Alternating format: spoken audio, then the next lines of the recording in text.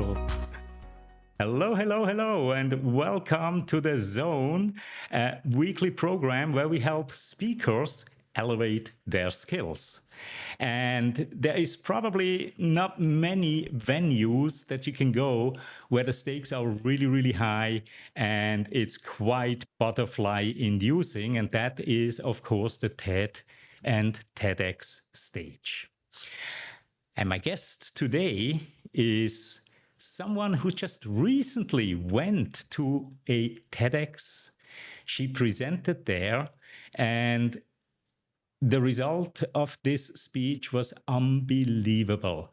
Her talk has garnered more than 400,000 views in just the first month alone. An unbelievable accomplishment. I call it amazing. So let's bring in our guest for today, Tara LaFon Gooch. Tara, it's so great to have you here today. How are you? Oh my gosh, thank you so much for having me, Claudio, and thank you for everyone who's watching. I'm doing great today because I get to talk to you. Oh, wonderful. But not just to me, actually, to our audience, because it's the audience that matters here. And it's a small audience today. I can see we have a few people here. Let's quickly say hello to those who are joining us already. Yash from India, absolute pleasure seeing you here today, Yash. And we have Anthony Nassar from San Francisco. Anthony, it's great to see you again. And also Andreas from Singapore. It's always wonderful to see you coming and visiting us on Thursday here as well, Andreas. And then Nathan is joining us from San Francisco. So a relatively small group today. And we are all up here in San Francisco to hear Tara. Tara, again, congratulations on such a stellar performance. Now, your talk was a spectacular talk. Remind us, what was the topic and how did you choose this particular topic? Oh, such a great question.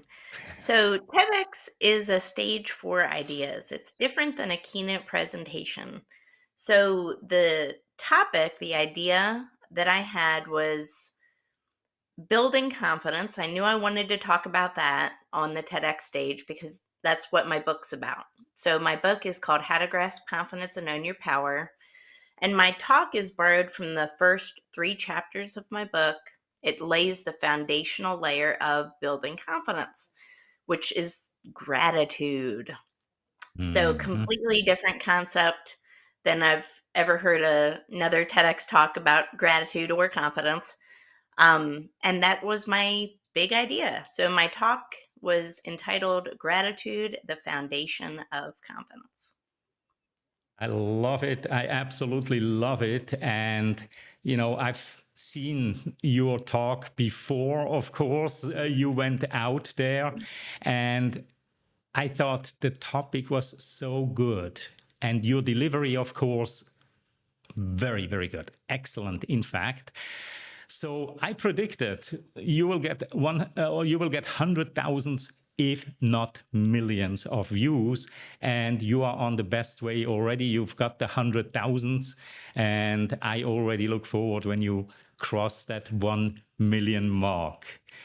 We also have a couple more people joining us. Let's quickly say hello to Ira, who is joining us from New York today. Ira, great to see you. And Kai from Germany. No need to be sorry here. Kai, it's absolutely great to have you here as well. And yeah, so gratitude. Gratitude is something that is truly near and dear to my heart because I believe it builds the foundation of so many things. I never connected it with confidence, that it will actually help us to be more confident. Tell us a little bit how you made that link, because when you talk to people, right, everybody says, oh yeah, I can see that, I can see that. But to come up with it is another thing. So how did you make that link of saying gratitude that will help you increase your confidence. Yeah, my personal journey was one of adversity, and I talk about and highlight that in my talk. And for years of my life, it weighed on me and it brought my confidence down. And I honestly, for a long time, the concept of gratitude was a foreign thing to me. I it's almost like if you have a money mindset issue, success can seem like it's for other people, right? Wealth can seem like it's for other people. When you're depressed, when you're suffering from anxiety, a lack of confidence, gratitude could sometimes be a foreign concept too. It's sometimes hard to search for the gratitude in things, especially if you're suffering from an adversity of some kind, going through a hardship. And I think anybody can relate to that. There's not one of us that is immune to hardship and adversity. And these things, these outside forces in our lives can work to bring our confidence down over time. So for me, I that was my reality. And it wasn't until I started choosing gratitude that my life began to change. And prior to this, I had read a lot of self help books. Um, and I noticed that gratitude was mentioned somewhere in the books, right? And it never occurred to me, why is gratitude, how does that work to build success, to build a better life? It didn't even resonate with me. And then I started practicing it, and I'll say this, developing a relationship with gratitude, that my Mhm. life began to change. And it I've started to realize that gratitude wasn't something you just checked off in a box. Oh, I've done my gratitude for the day. It's actually developing a relationship with it and incorporating it into a lifestyle change. And when you start to do that, you notice that gratitude is indeed the law of increase. Oh, beautifully put. Beautifully put. And Nathan put the comment in here that says, it is a choice after all. It's really a Yeah. choice, and you chose it. I started to read your book. I haven't finished it yet, but I started to read your book. And I was very, very surprised in the first one or two chapters when you open up and you really show your vulnerability there, and you describe how you hit rock bottom at one point. Rock bottom. Yeah. And finding gratitude and embracing it in the way that you did got you out of that rut. Now, for me, the most inspiring part about that is, when was that? When did you hit that low point? Yep. So that point was March 16th of 2022. So it was literally 2 years ago. And that to me is the inspiring part, right? To look at what you have done in the last 2 years since you started to embrace that gratitude. You published a best selling book. You have now delivered one of the most viewed TEDx talks, or probably the most viewed TEDx talk so far in 2024. Absolutely amazing. Tara, I'm floored. Well, I think we have a perception that the bridge from failure to success must be very long. It must take years. Must take Mhm. maybe it's not even possible, we think. And too often we have this limiting belief and mindset that if we're failing, that success is not possible, right? Mhm. Or it's so far off that it's not tangible for us. But honestly, if you look at my story, the one takeaway is that it's very short bridge. It's a It very is. short bridge. And when you incorporate a practice of gratitude, it makes that bridge even shorter. Why? Because again, gratitude is the law of increase. So it's not just personal development that gratitude helps you with. It's a law of increase for everything, for Mhm. wealth, Mhm. for Mhm. financial happiness, for mental happiness, for a better life. It's the law of increase in general. Mhm. It increases everything. I absolutely love this, the law of increase. Now, one thing that we do in this show here is we are hopping back and forth between our conversation and a little bit of trivia, simply because our audience wants to do something as well. So I've prepared a couple of trivia questions, Tara. You don't even know them. We haven't looked at them yet, so you can play as well, of course. And let's bring out the first one. It's almost an obvious one. In what year was the first TED conference held? The first ever TED conference in what year? Was it A, 1979, B, 1984, C, 1987, or D, 1993? Again, the choices that you have is A, 1979, 1984, B, C, 1987, and D, 1993. And I see we have a couple of answers are coming in already. And I also see we were joined by Susan. Susan, welcome to the show as well. And so here are the answers. C, that's Yash guessing on 1987. Andreas thinks it was in the 70s still.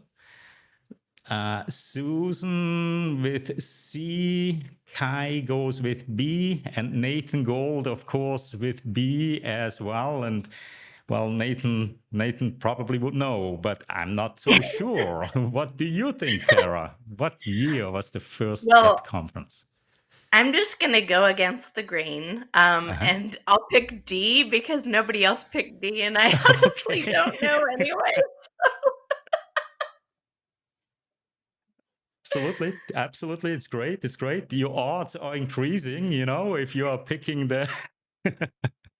So let's reveal the answer. The correct answer is B, 1984. Absolutely. It's been out there for quite a while.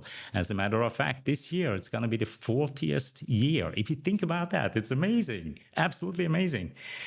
Now, let's continue with another question quickly because it goes hand in hand with the first one, and that is, where was that first TED conference held?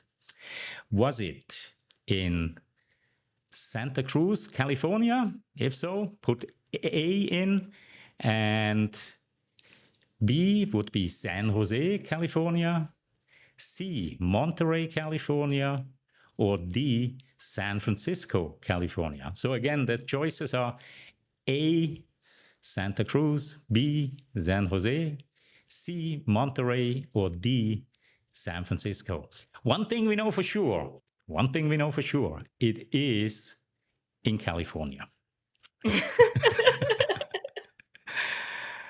Susan says C. Nathan goes with C. Yash, B.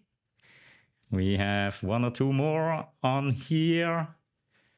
And yeah, here we go. Andrea, no idea. He must guess. He goes with A again. Fair enough. Santa Cruz, beautiful place. And Anthony goes with C as well. And then Nathan says the next question should be, where is it held now? Nathan, hold on. So, where was the first one? What's your guess, or do you know it, Tara? Again, I'm just gonna go against the Mm-hmm. grain and go lucky D. San Francisco. That would be a very, very good guess, right? Because that's a place where things like that often happen. But no, it's not. It's Monterey, California. Another very, very beautiful, beautiful place. Beautiful place. So, Tara, let's talk a little bit about your journey to TEDx, right? And let's start at the beginning. What prompted the thought of, hey, I could go and share my idea at TEDx? Wow. So nobody believes this story when I tell it, but it's a very true story. So this book, it was a Word document on my desktop at the time I applied to TEDx. This had not even gone to the editor yet. And I knew I had a really good idea, though. I didn't let that stop me. Um, and I was talking to a friend of mine who's in the UK, and we were talking about my book, and I was explaining to him my, 5-step method for gaining confidence. And he said to me, that's a TEDx idea. You should really think about sharing that on the stage. And at the time, I had never considered being a TEDx speaker at all, not at all whatsoever. But it was that one person who told me, "Hey, you could do this." It planted the seed in me, right? Hmm? Once I realized that I had a TEDx worthy idea, I immediately acted on it. So there's some wisdom there. Once you have that thought, once you have that idea, put in the action. Yeah. And I immediately emailed an organizer, and I was accepted 3 weeks later. True story. I love it. You are truly a person of action, right? I mean, you have an idea and then you are putting it into reality. Now, you didn't just stop there and say, whoop-de-doo, now I'm in TEDx, so I'm gonna write my talk and I fly over there and give my talk. No, you went after the whole thing with a clear mindset, and you pretty much went through a checklist of, if I do this, if I do this, if I do this, success is almost guaranteed. Yeah. What were your steps to almost guarantee the success that you are enjoying right now?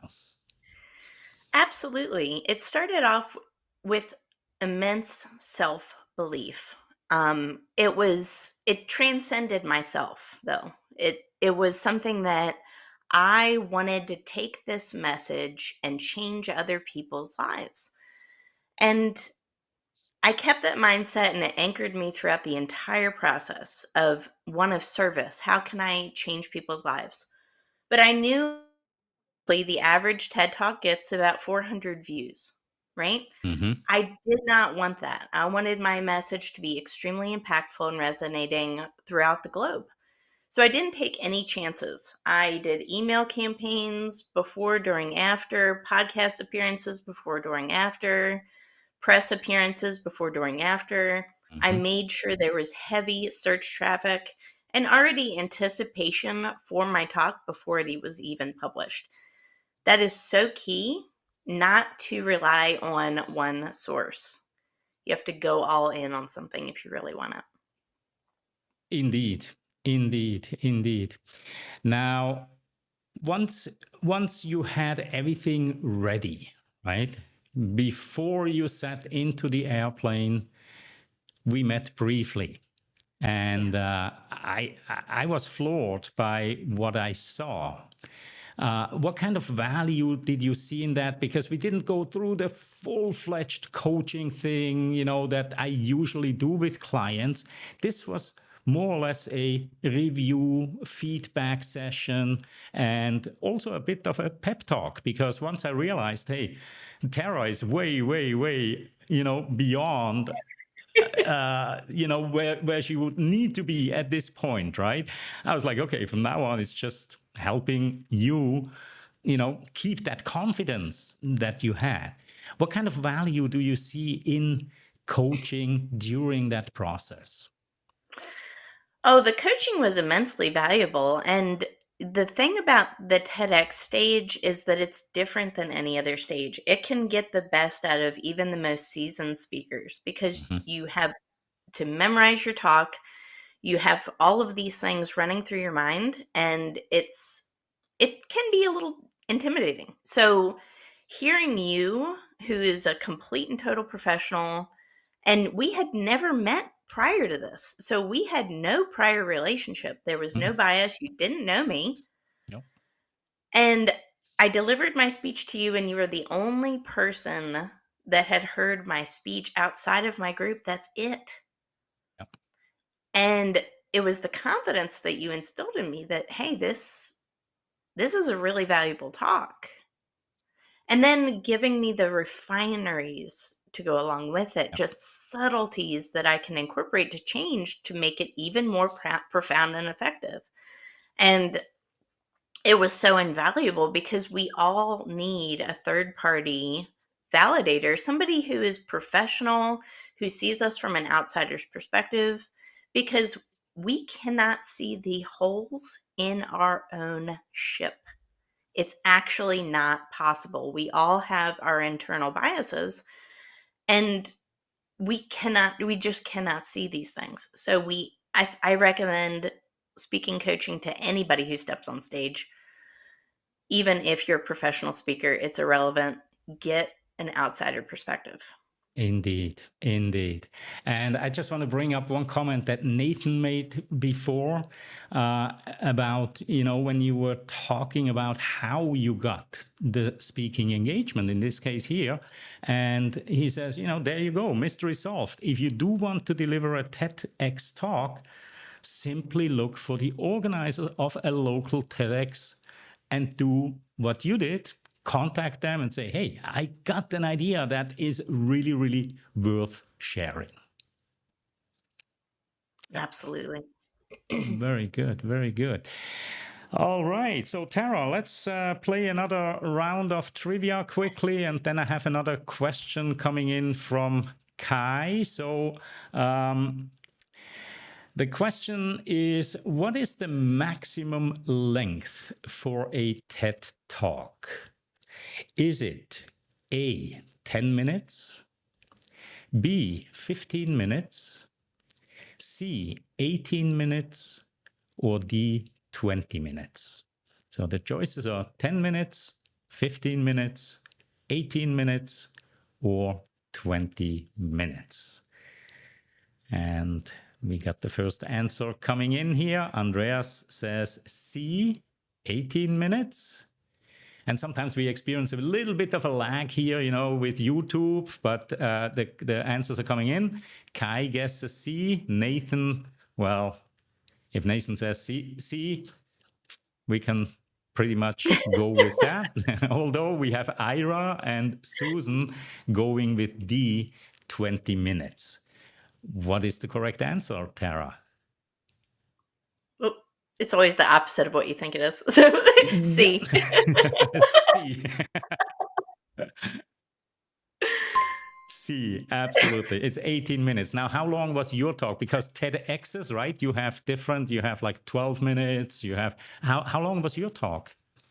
My talk was 13 minutes and 29 seconds. I was not interested in being up there for 18 minutes. I don't recommend it. No. That is something that I want to mention. Everybody is so worried about, 18 minutes. You don't want to be up there for 18 minutes. You want to be done in 15 minutes or less. Yeah, Trust me. yeah. Trust me.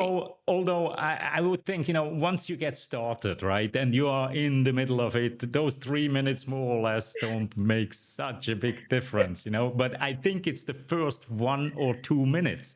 So tell us a little bit about that. Like, you arrived at the venue. Walk us through what happened. You're getting there and you are ready and you are probably very, very nervous. Tell us a little bit about that day. Oh my gosh. So funny story. Yeah, so it was super cold. I delivered my talk in Nottingham, England. It was, I think, below freezing that day. We walked to the Metronome, which was where the talk was. It was an amphitheater. It's sold out, right? It's People are packed in the hallways, and it's amazing. And I'm the one American, and everybody else is English, right? But it was amazing. People from the audience had brought their books for me to sign afterwards, which I was not expecting. It felt so amazing. It was almost an out of body experience. The funny thing that happened was I had a wardrobe malfunction Hmm. literally during, like, I think it was 10 minutes before my talk. A seam in my dress Yeah. opened, and I was like, "Oh Hmm. my gosh," Hmm. the worst thing in the world.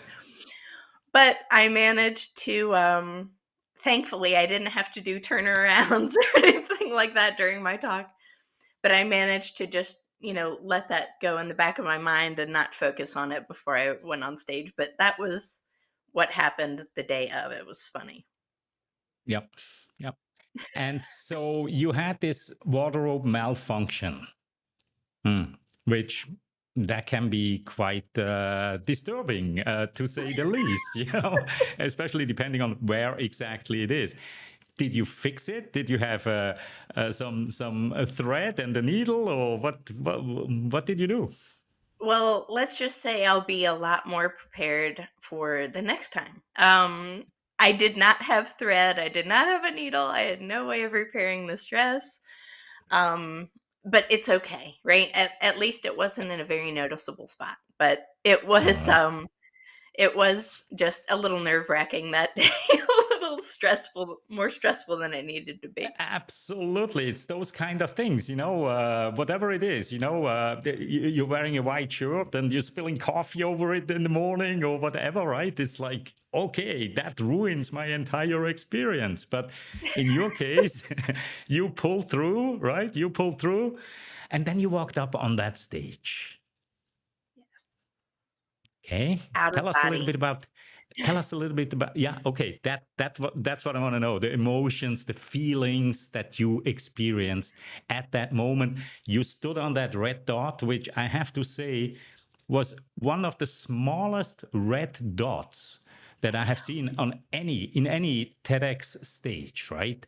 So tell us a Yes. little bit about the feelings that you had when you walk up there onto that red carpet that you've been dreaming about for quite some time by that time.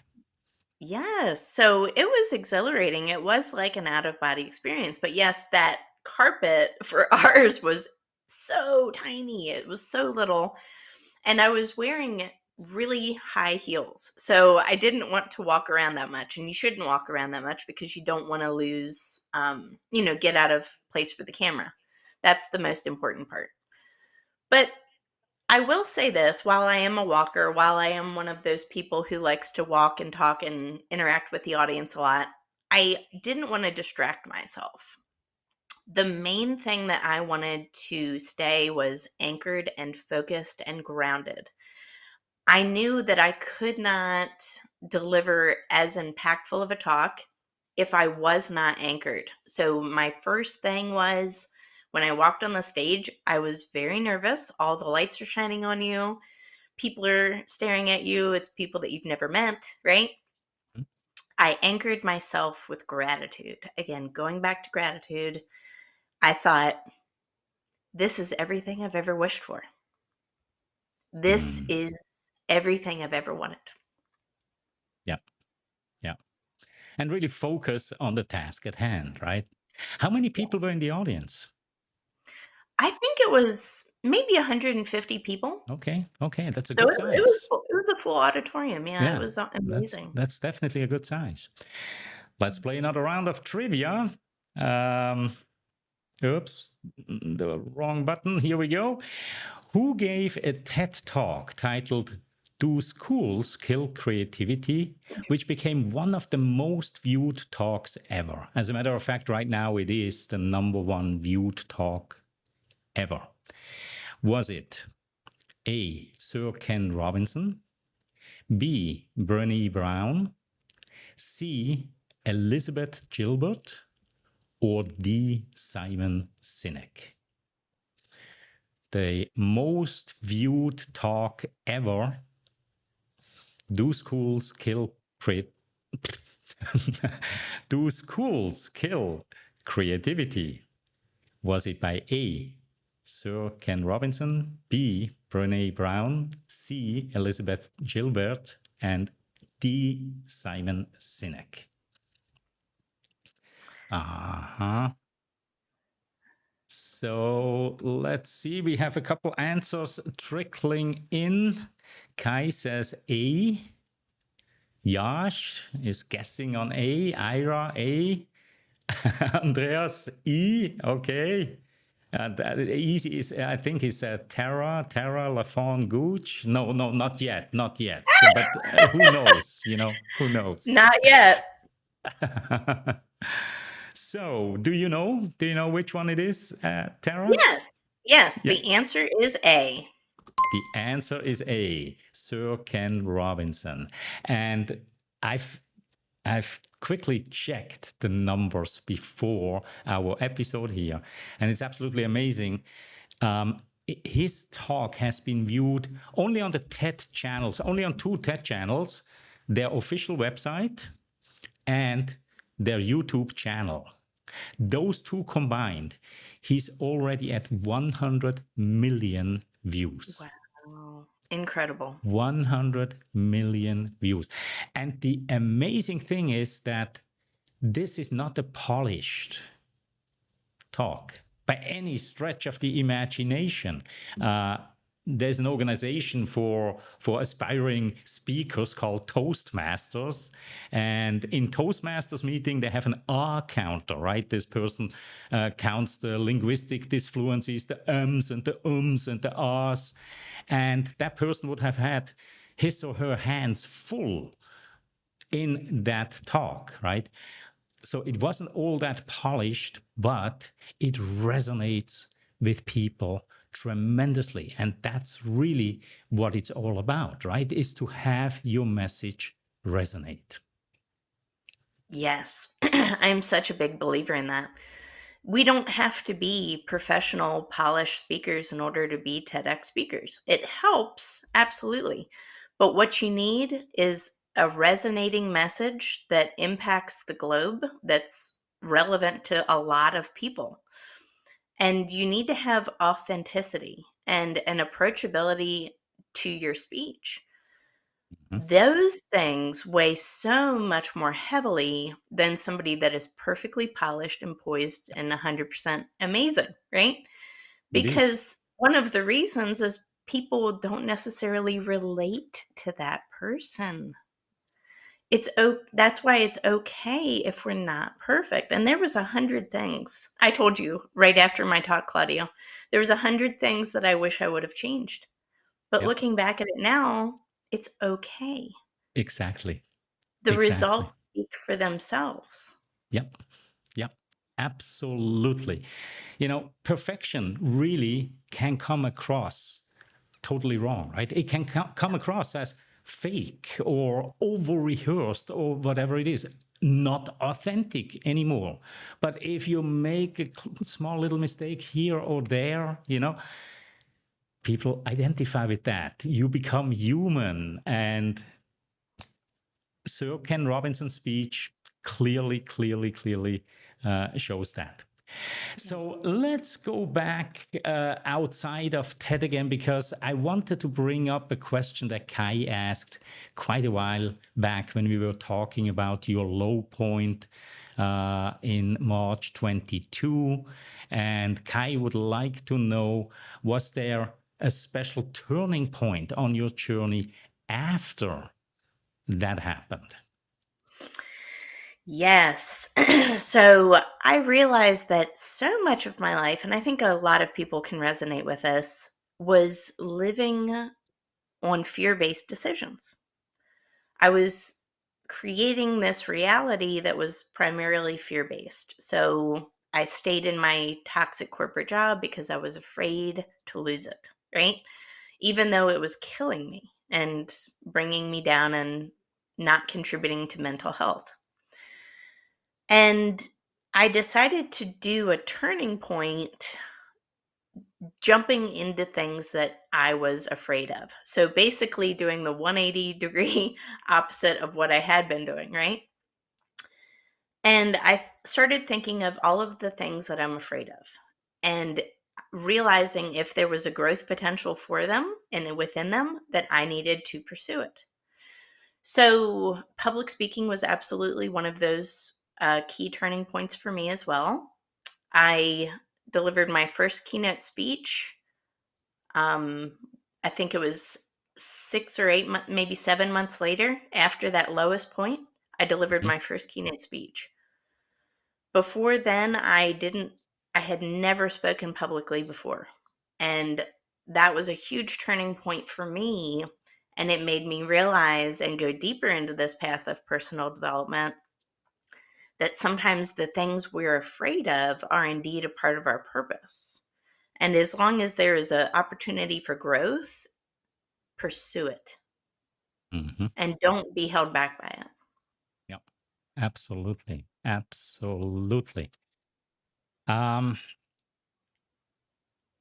do you today, when you give a regular keynote or a speech out there, do you still get nervous? I'm not talking about TED. TED is a whole other level. But if you are invited in a company or an association, uh, how do you do on the nerve side now?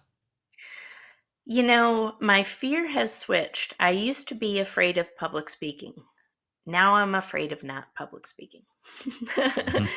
Right now, I'm afraid of not speaking. Now I'm afraid of the day I stop being Beautiful. asked. I'm afraid of the day I don't get to share my voice.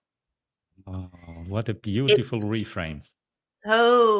yes. And within that, forces me to do the action steps needed again to transfer that fear into huge potential. Mhm. Don't be afraid of doing something, be afraid of not Not growing. doing it. Yes, yes, Yes, yes. absolutely, absolutely. Now, here's the interesting thing. Your book, the TEDx Talk, and other activities that you are doing, right? They are just puzzle pieces. They are just Yep. pieces to one larger puzzle that you are putting together now. Tell us a little bit about the main project that you're working on right now, and how is it going? Yes. So I made it a goal to help other people do exactly what I did. And that is share your voice, share your authentic message, develop your brand, step on stage with confidence, and live a life you want to live, right? So I'm helping other people do exactly what I did. I aid organizations by creating developed leadership teams that are highly confident, highly empathetic, highly emotionally intelligent. I also train people how to step on stage with confidence because it is something that I am very passionate about doing. So, helping people get to this TEDx stage is fundamental to me because I've seen so many great speakers not get the stages they deserve, not get the opportunities that they want in life. And I want as many thought leaders as possible to share their voices so they can change the world. And I believe there's a lot of stories out there that are not being told right now for Mhm. whatever reason. Maybe it's a lack of confidence, maybe it's limiting beliefs, self-doubt, whatever you want to call it. But when we share our authentic messages and stories, the world opens up to us. And if I'm not living proof for that, I don't know who is. Mhm. Mhm. So I know there's power in this and so much potential. And my goal is to help others do this. This is so wonderful. And you are not just helping people to get to TEDx, but you just recently launched a new community where you're helping aspiring public speakers. And of course, many of the TEDx speakers, for them, this is the beginning of a new career, a career as a public speaker, right? Yes. So you started this community, and today everybody and their brother is starting a community or a membership program and so on, but you do it slightly differently. Tell us a little bit about that community. What is it all about, and what do members get? Yes, absolutely. So, first off, I own a branding agency. So, I have given all of my speaker marketing materials and collaterals in editable documents so that everybody can replicate exactly what I did to step on stage, again, at conferences, through businesses, whatever. So all of those marketing materials are available. We host once a week, weekly meetings as a group. And I also offer paid speaking opportunities within the community and any open TEDx positions as well. Mhm. I will be launching a TEDx course in May and a book to go Yeah. along with this that tells the exact strategy that I used to go literally from zero to international TED Talk that was ranked #1 in the world the month of its release. I don't hold anything back. I share the exact strategy I used. And the foreword is actually written by a friend of mine who has a TEDx talk that has 21 million views right now. And his talk Amazing. was ranked #1 in the world of 2023. So this is not Yeah. just opinion. This is a Mhm. collaborative effort between you are mentioned in my book, Claudio, because you Thank you so much. Hey, I want to, and you are, maybe you can help. And whether these, not just deliver it. I love it. I love it. Tara, we could go on for another hour here easily. We only have about a minute left on the clock.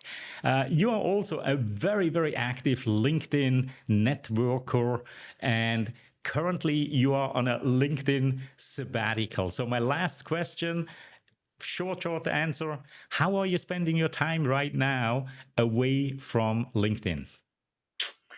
I have cleaned my entire house. I've gardened. It's been amazing. I think, views are great, engagement's wonderful, community's fantastic, networking is brilliant. But we also have to get grounded. We also have to get back to nature. We have to be outside more. We need to be around our families more and honestly do the things that make us joyful, make us happy. And sometimes we all need a reset, and that is completely fine. This is when our creativity comes into play and really gets fiery when we take the time to relax, get back to nature, get back to grounded. And I'm really excited for what's coming. Me too. Me too. I can't wait, Tara. This has been truly, truly inspiring. We've gotten comments here from Nathan. Powerful. Yash finds you very, very inspiring. Oh. So you. Seriously, this is episode 76. You have been one of the most inspiring guests here. I enjoyed this conversation tremendously, Tara. Thank you so much for taking time out of your usually very busy schedule, but now out of your little mini sabbatical. I appreciate this very, very much. And thank you, everybody who joined us live today and participated actively in our trivia and with questions and comments for Tara as well. And if you enjoyed this program here today, then please subscribe to the channel, hit the like button, and share this with your friends and network. And with that, I wish you all a wonderful morning, afternoon, evening, wherever you are in the world. And we shall see each other again next week. Bye bye.